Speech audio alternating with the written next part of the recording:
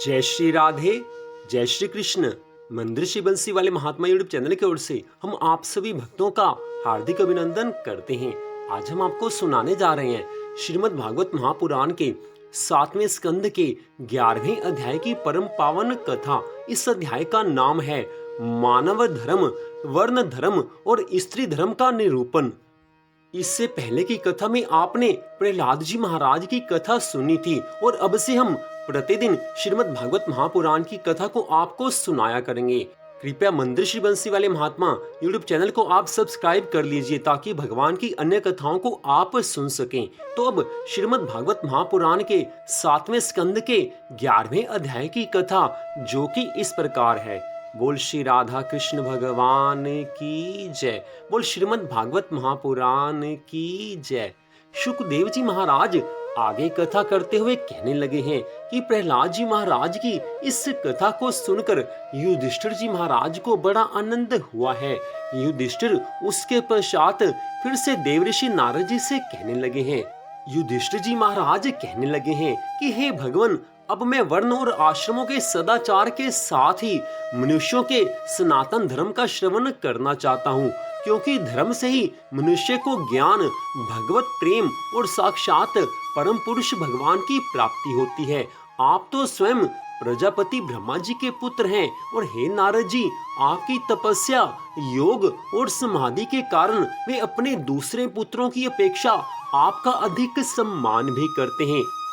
आप जैसा दयालु, आप जैसा नारायण परायण, सदाचारी, शांत ब्राह्मण, धर्म के गुप्त से गुप्त रहस्य को जानने वाला और कोई नहीं है। आप जैसे धर्म के बारे में कोई और नहीं जान सकता। देवऋषि नारद जी यह वचन सुनकर कहने लगे हैं कि हे युधिष्ठिर, अजन्मा भगवान ही समस्त धर्मों के मूल कारण है। वही प्रभु चराचर जगत के कल्याण के लिए धर्म और दक्ष पुत्री मूर्ति के द्वारा अपने अंश से अवतीर्ण होकर बद्रिकाश्रम में तपस्या कर रहे हैं। उन नारायण भगवान को नमस्कार करके उन्हीं के मुख से सुने हुए सनातन धर्म का मैं तुमसे वर्णन करता हूँ। जो कुछ भगवान ने मुझे बताया था वो सब कुछ कथा मैं तुम्हें सुनाने जा रहा हूँ। हे युधिष्ठिर जी महाराज, धर्म के 30 लक्षण शास्त्रों में कहे गए हैं। सत्य, दया, तपस्या, शौच, तितिक्षा, उचित अनुचित का विचार, मन का संयम, इंद्रियों का संयम, अहिंसा, ब्रह्मचर्य, त्याग, स्वाध्याय, सरलता, संतोष, समदर्शी महात्माओं की सेवा, धीरे धीरे सांसारिक भोगों की चेष्टा से निवृत्ति, मनुष्य के अभिमान पूर्ण प्रयत्नों का उल्टा फल ही होता है। ऐसा विचार, मौन, आत्मचिंतन, प्राणियों को अन्न आदि का यथा योग्य विभाजन, उनमें और विशेष करके मनुष्यों में अपने आत्मा तथा इष्ट देव का भाव, संतों के परम आश्रय भगवान श्री कृष्ण के नाम, गुण, लीला आदि का श्रवण, कीर्तन, स्मरण, उनकी सेवा, पूजा और नमस्कार, उनके प्रति दास्य, सख्य और आत्मसमर्पण, यह 30 प्रकार का आचरण सभी मनुष्यों को करना परम धर्म है। इसके पालन से सर्वात्मा भगवान प्रसन्न हो जाते हैं। हे धर्मराज, जिनके वंश में अखंड रूप से ये संस्कार होते आए हैं और जिन्हें ब्रह्मा जी ने संस्कार के योग्य स्वीकार किया है, उन्हें द्विज कहते हैं। जन्म और कर्म से शुद्ध द्विजों के लिए यज्ञ, अध्ययन, दान और ब्रह्मचर्य आदि आश्रम के विशेष कर्मों का विधान है।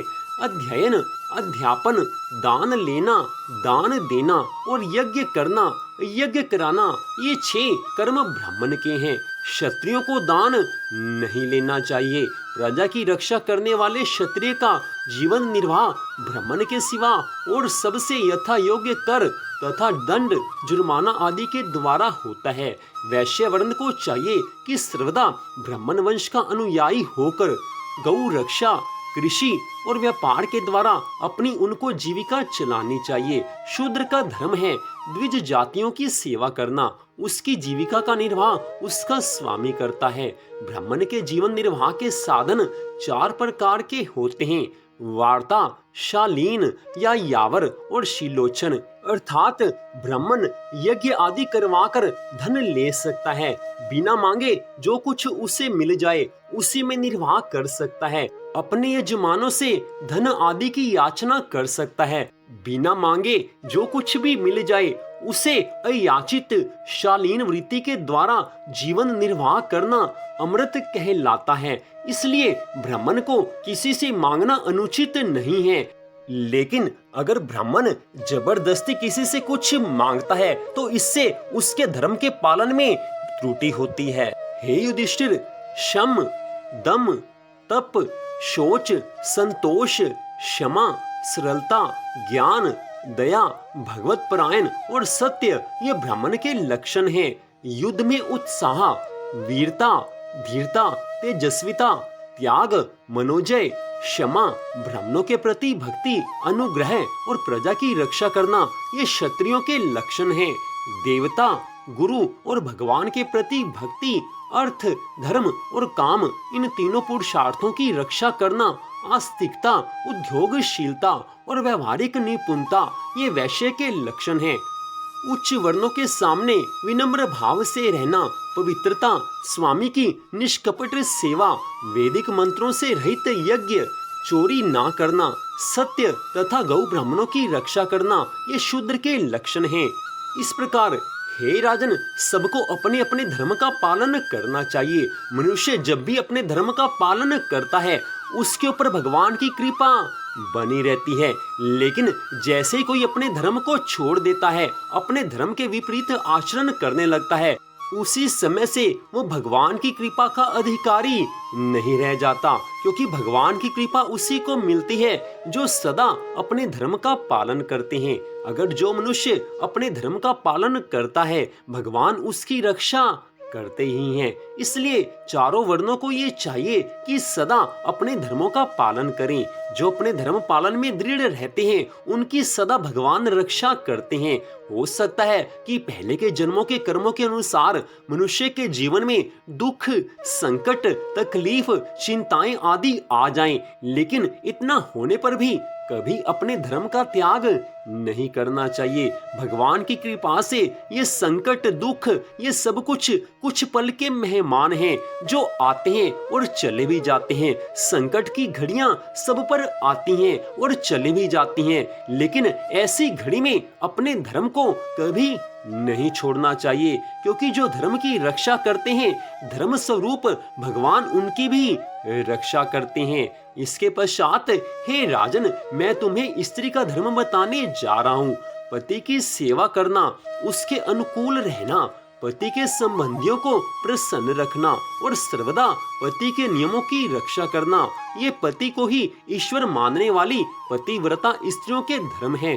साध्वी स्त्री को चाहिए कि झाड़ने, बुहारने, लीपने तथा चौक पूरने आदि से घर को और मनोहर वस्त्राभूषणों से अपने शरीर को अलंकृत रखे, सामग्रियों को साफ सुथरी रखे, अपने पति देव की छोटी बड़ी इच्छाओं को समय के अनुसार पूर्ण करे, विनय, इंद्रिय संयम, सत्य और प्रिय वचनों से प्रेम पूर्वक पति देव की सेवा करे, जो कुछ मिल जाए उसी में संतुष्ट रहे, किसी भी वस्तु के लिए ललचावे नहीं, सभी कार्यों में चतुर और धर्मज्ञ हो, सत्य और प्रिय बोले, अपने कर्तव्य में सदा सावधान रहे। जो स्त्री लक्ष्मी जी के समान पति परायणा होकर अपने पति की उसे साक्षात भगवान का स्वरूप समझकर सेवा करती है, उसके पति देव वैकुंठ लोक में भगवत स्वरूप को प्राप्त होते हैं और वह लक्ष्मी जी के समान उनके साथ आनंदित होती है। अपने धर्म के ऊपर दृढ़ रहने वाली स्त्री अपने पति के कुल की 7 पीढ़ियों और अपने पिता के कुल की 7 पीढ़ियों का उद्धार कर सकती है। जो स्त्री अपने धर्म का पालन करती है उससे सभी सुखी होते हैं। इस तरह देवऋषि नारद जी ने राजा युधिष्ठिर को स्त्री धर्म के बारे में सब कुछ बताया है। सच बात है कि स्त्री को अपने धर्म का पालन करना चाहिए, इससे भगवान प्रसन्न होते हैं। लेकिन जो स्त्री पूरी तरह से धर्म का पालन करती है, उसके पति को भी चाहिए कि वो अपनी पत्नी की सुख सुविधा का सदा ध्यान रखे। ऐसी धर्म पर चलने वाली स्त्री का सदा सम्मान करे, क्योंकि जिस घर में स्त्रियों को मान सम्मान दिया जाता है, उस घर के ऊपर भगवान की कृपा होती है। उस घर में माँ लक्ष्मी का सदा के लिए वास हो जाता है। हर स्त्री में माँ लक्ष्मी निवास करती हैं। इसलिए स्त्री किसी भी रूप में हो, किसी भी संबंध में हो, सबका सम्मान करना चाहिए। जहाँ पर स्त्रियों का मान सम्मान होता है, वहाँ पर सभी देवी देवताओं की कृपा भी हो जाती है। इसके विपरीत जहाँ पर स्त्री का मान सम्मान नहीं होता, उस पर देवी देवता कभी भी अपनी कृपा नहीं करते। घर में स्त्री चाहे माँ के रूप में हो, चाहे पुत्री के रूप में हो, चाहे पत्नी के रूप में हो, किसी भी रूप में हो, वो सदा ही पूजनीय है। इससे आगे की कथा का वर्णन करते हुए देवऋषि नारद जी युधिष्ठिर से कहने लगे हैं कि हे राजन, मनुष्य को सदा ही अपने धर्म का पालन करना चाहिए। मनुष्य तभी सुखी हो सकता है जब वो धर्म का पालन करता है। अधिकांश में कलयुग के मनुष्य धर्म का पालन नहीं करेंगे। हे राजन, आने वाले कलयुग में मनुष्य भोग विलास में अपने मन को लगाएंगे। इसलिए आने वाले कलयुग में धर्म को मानने वाले व्यक्ति बहुत ही कम होंगे, लेकिन जो धर्म के मार्ग पर चलेंगे उन्हें कलयुग में भी भगवान की पूरी कृपा मिलेगी। जो कलयुग में भगवान की भक्ति करेंगे उनके ऊपर भगवान की कृपा बनी रहेगी। लेकिन हे राजन, आने वाले घोर कली काल में अधिकांश मनुष्य धर्म के विपरीत अपना आचरण करेंगे, क्योंकि कलयुग में सबसे बड़ा दोष यही है कि इस युग में सभी भोग विलास में रत रहते हैं।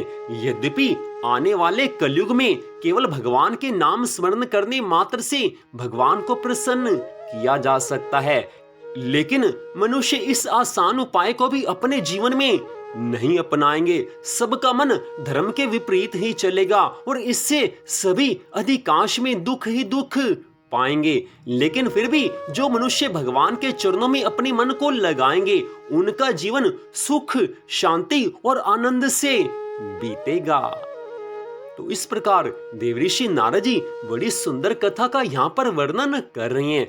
आज की इस कथा के आरंभ में युधिष्ठिर जी महाराज देवऋषि नारद जी से स्पष्ट कहते हैं कि आप ब्रह्मा जी के पुत्र हैं और ब्रह्मा जी आपको अपने अन्य पुत्रों की अपेक्षा सबसे ज्यादा प्रेम करते हैं, क्योंकि देवऋषि नारद जी धर्म में पूरी तरह से निपुण हैं। सबको भगवान की भक्ति में लगाना ही देवऋषि नारद जी का एकमात्र कर्तव्य है। वो इसी धर्म का पालन करते रहते हैं, सदा सबको भगवान की भक्ति में लगाते हैं। और उन्हीं देवऋषि नारद जी ने ये स्पष्ट कहा है कि सबको अपने धर्म का पालन करना चाहिए। आज के इस कलयुग में अधिकांश मनुष्य दुखी हैं। आप सब लोग जो इस कथा को सुन रहे हैं, चाहे हम हैं चाहे आप हैं, अधिकांश में सभी लोग दुखी हैं। कारण केवल एक ही है, हमने अपने धर्म को छोड़ दिया है। हिंदू धर्म को नहीं छोड़ा, अपने सनातन धर्म को नहीं छोड़ा, लेकिन हमारे सनातन धर्म में हम सबके लिए जो कर्तव्य बताए गए हैं, उन कर्तव्य कर्मों को करना हमने छोड़ दिया है। जो धर्म का पालन हमें करना चाहिए, उस धर्म का पालन हम नहीं करते। आज के इस समय में कोई भी व्यक्ति अपने माता पिता की सेवा नहीं करता। सब पैसे के पीछे ऐसे दीवाने हुए पड़े हैं कि पैसे को ही उन्होंने अपना सब कुछ मान लिया है। अधिकांश में लोग ऐसे ही हैं। ऐसा भी नहीं है कि धर्म के ऊपर चलने वाले लोग नहीं हैं। धर्म को मानने वाले लोग बड़ी ज्यादा संख्या में आज भी हैं, लेकिन यहाँ पर बात उन लोगों की हो रही है जो इस समय धर्म को त्याग चुके हैं और इसीलिए दुखी हैं। हर मनुष्य के जीवन में आज अनंत चिंताएं हैं। किसी के मन में किसी तरह की चिंता है, किसी के मन में किसी और तरह की चिंता है। एक चिंता दूर होती है तो दूसरी 10 नई चिंताएं मन में आकर खड़ी हो जाती हैं। मनुष्य भगवान की भक्ति करने बैठता है तो भी मन में न जाने किन किन विचारों का आना जाना लगा रहता है। 15 मिनट की इस कथा को सुनते हुए भी लोगों के मन में न जाने कौन से विचार आते रहते हैं। श्रीमद् भागवत महापुराण की इस कथा से जीवन सुधर सकता है। श्रीमद् भागवत महापुराण की इस कथा से मनुष्य की सभी समस्याओं का हल निकल सकता है। थोड़ा सा सोच विचार करके देखना चाहिए कि जिन भगवान ने हमें मनुष्य का जीवन दिया है, उन्हीं भगवान ने कृपा करके श्रीमद् भागवत महापुराण की इस कथा को सुनने का अवसर भी दिया है। तो इस कथा को पूरी श्रद्धा भावना से सुनना चाहिए। इसी कथा में से हमें अपनी जीवन की सारी समस्याओं का हल मिल सकता है। हम भगवान की कथा सुन रहे हैं, लेकिन भगवान ये सब कुछ जानते हैं। जो व्यक्ति अपने धर्म का पालन कर रहा है, अर्थात कथा को सुन रहा है, उसकी सभी समस्याओं का हल भी भगवान अपने आप करते रहते हैं। वो सब भगवान के हाथ में है। इसलिए हमारा सबसे बड़ा धर्म यही है कि चाहे हम कथा सुने, चाहे हम भगवान के मंदिर में जाएं, चाहे हम भगवान के नाम का जाप करें, वो पूरी श्रद्धा भावना से होना चाहिए। उस समय ये नहीं सोचना चाहिए कि सब कुछ जल्दी जल्दी करना है। जल्दी जल्दी करने में क्या रखा है? भगवान से प्रेम जल्दबाजी में नहीं होता। भगवान की कृपा को प्राप्त करना है तो कुछ भी जल्दी करने की कोशिश ना करो। पूरी श्रद्धा भावना से कथा सुनो। इसी कथा में से भगवान की कृपा होगी। आप कथा को सुनेंगे, अपने जीवन में बाकी धर्मों का पालन करेंगे तो अपने आप भगवान की कृपा प्रकट होती है। जैसे ही मनुष्य भगवान की आज्ञा का पालन करने लग जाता है, ठीक वैसे ही उसके दुखों को, उसकी चिंताओं को भगवान अपने आप दूर करना आरंभ कर देते हैं। ये तो प्रेम की बात है। जिसका भगवान से प्रेम हो गया, वो बिना कहे भी सब धर्मों का पालन कर लेगा, क्योंकि जिसका भगवान से प्रेम हो जाता है उसको भगवान अपने आप प्यारे लगने लगते हैं। उसको भगवान की कथा भी प्यारी लगती है, उसको भगवान का नाम स्मरण भी प्यारा लगता है, उसको भगवान का भजन भी प्यारा लगता है और उसको भगवान के मंदिर में जाना भी सब कुछ प्यारा लगता है। इसलिए भगवान से प्रेम बढ़ाना चाहिए। भगवान से प्रेम बढ़ाने के लिए यही तो श्रीमद् भागवत महापुराण की ये कथा है। अगर भगवान की कथा में मन नहीं लगता तो भी नियम बना लीजिए कि कथा को सुनना ही है, भगवान के नाम के जाप को करना ही है। भगवान का जो नाम प्यारा लगता है उस नाम का जाप करिए। घर में किसी भी स्थान पर बैठकर या चलते फिरते मुंह से बोलकर या मन ही मन भगवान के नाम का जाप करते रहिए। नियम बना लें कि इतने भगवान के नाम का जाप करना ही है। उसके पश्चात जब नियम बन जाएगा तो धीरे धीरे भगवान से प्रेम भी हो ही जाएगा, क्योंकि बिना किए कुछ होता नहीं है। जैसे बिना खाए हमारी भूख शांत नहीं होती, ऐसे ही हम भगवान की भक्ति के लिए कुछ करेंगे तभी तो हमें संतुष्टि होगी। हमें संतुष्टि होगी, भगवान से प्यार होगा, तभी तो भगवान की कृपा होगी। बिना भगवान की भक्ति किए जीवन सुधर नहीं सकता। जो हमारे हाथ की लकीरों में लिखा है वो सुख तो हमें मिलेंगे ही, जो हाथ की लकीरों में लिखे हैं वो दुख भी हमें मिलेंगे ही। लेकिन सदा के लिए अगर दुखों से बचना है तो पूरी श्रद्धा भावना से भगवान की भक्ति करनी चाहिए। भगवान की भक्ति के अनेकों रूप हैं, किसी भी रूप में भगवान की भक्ति करते रहिए, आनंद मनाते रहिए। इस कथा को आप सुनते रहे, ऐसे ऐसे सुंदर ज्ञान की बातें इसमें आएंगी कि आपने अगर एक बात भी मान ली तो आपका जीवन सदा के लिए भगवान के चरणों में लग जाएगा। तो इस प्रकार श्रीमद् भागवत महापुराण के 7वें स्कंद के 11वें अध्याय की कथा का यहीं पर विश्राम होता है। आगे से प्रतिदिन श्रीमद् भागवत महापुराण की कथा को हम आपको सुनाया करेंगे। कृपया मंदिर श्री बंसी वाले महात्मा यूट्यूब चैनल को आप सब्सक्राइब कर लीजिए। श्रीमद् भागवत महापुराण की कथा और बाकी अन्य कथाओं को आप सुन पाएंगे। तो आज की इस कथा को सुनने के लिए आप सबका हार्दिक धन्यवाद। भगवान श्री राधा कृष्ण जी की श्रीमद् भागवत महापुराण की कृपा सदा आप सब पर, आपके परिवार पर बनी रहे। इसी मंगल कामना के साथ जय श्री राधा रानी सरकार की, जय श्री कृष्ण भगवान की, जय श्रीमद् भागवत महापुराण की, जय श्री सुखदेव जी महाराज की। जय जय श्री राधे, जय जय श्री राधे, जय जय श्री राधे श्याम।